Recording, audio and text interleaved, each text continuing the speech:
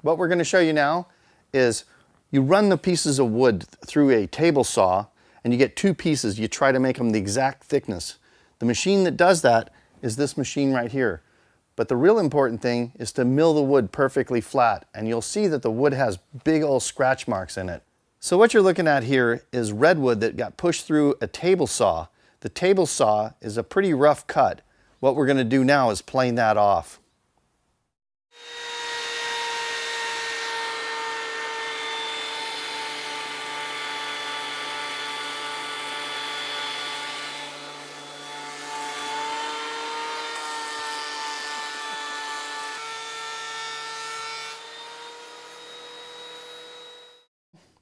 So once you have your lumber all milled, all matching pieces, you're ready for glue up.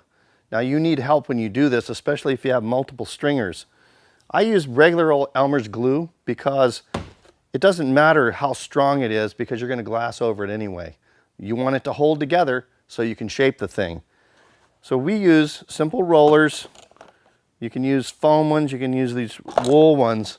What I do is I take the pieces and turn them up sideways like this. I paint them, roll on a healthy amount of glue. Don't overkill it, just wet it out. Then I flip this one and I wet it on this side, rolling it back and forth. The other guy on the other side is doing the same thing. Once we're ready to go, each piece is put down in sequential order, and I put a line across the deck so I can know what the top and bottom is. You don't want to get them upside down because you've chosen the pieces exactly with the rocker and how you want to lay them out.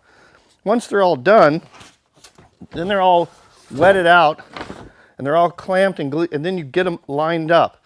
Here's a critical thing, really hard to do. It's called indexing. Indexing is getting these all in alignment, and you have to get all of this flat. Some of these you have to lift up, some push down. Once you get them all indexed, then you clamp this and get this really tight. You'll see the glue oozing out. You want firm pressure on this clamp. Don't kill it, but really make it snug. That's critical to the equal pressure all up and down the blank. You don't want to tweak it one way or the other. Indexing, what I mean by that is these are low. Pull these up and pull this one up and get these all to even up and match as close as you can to this bar. When you go to plane the board, you want the deck indexed even so you can take all your thickness and rocker off the bottom. These are almost pancake flat. You need all the rocker can you get, but don't blow it by having one so low you have to go down there. Now your board comes out too thin. That's how you do it. Okay, so we're going to add a little bit of water to this, thin it out so that it rolls on a little quicker, stays wetter longer. That's the logic behind that. Everybody has a different way to do this. What I do is I separate them like this and I tip them so that we can paint each side. And when we tip this side up, then we can layer them as we go.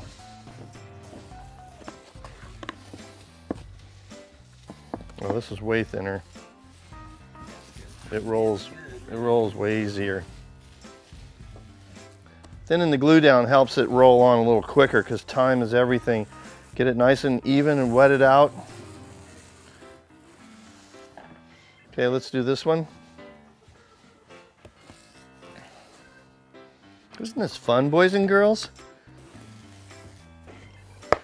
Okay, center stick down. Let's flip this one. Flip it.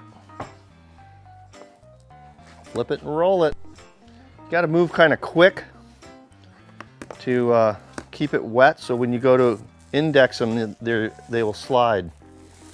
You can lift them up.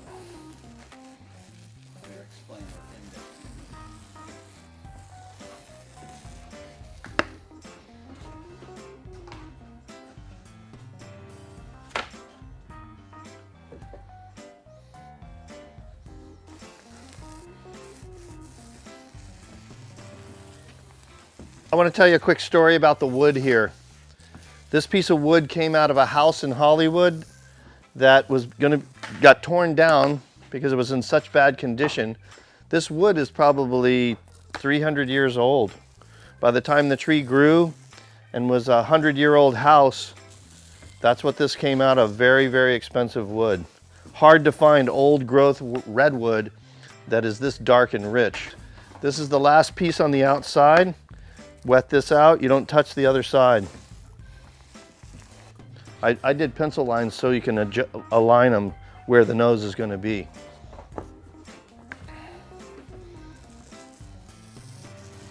The reason I use smaller pieces, I don't want to waste the wood in the curve of the tail. You'll see it when I template it. If you look down this piece, it's got rocker in them. Balsa wood has natural rocker. You can see the curve in the deck line. There. Okay. Okay, game on. Now we index it. Clamp and bar clamp. It's glued.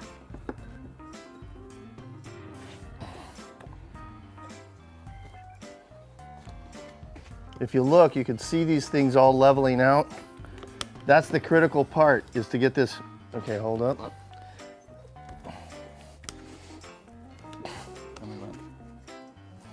Nope.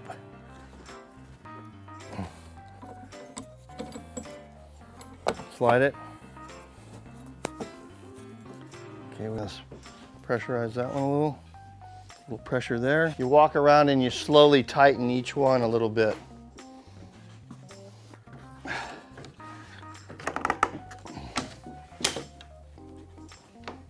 Well, I never shape them the same day. I always wait till the next day before we even undo the clamps. So you want this thing to sit for a while and just really get solid.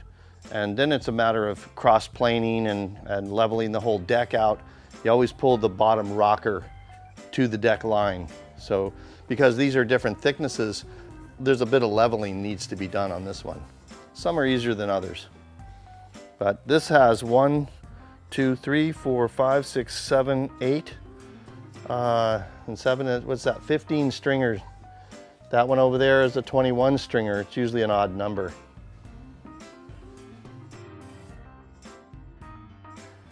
So what we'll do in the next video, I will plane the bottom rocker and the deck line and get a profile of the board. Then we'll template it, outline it, cut the outline, and then band the rails. And planing is the most critical part of good planing, means way less finished work. That's it.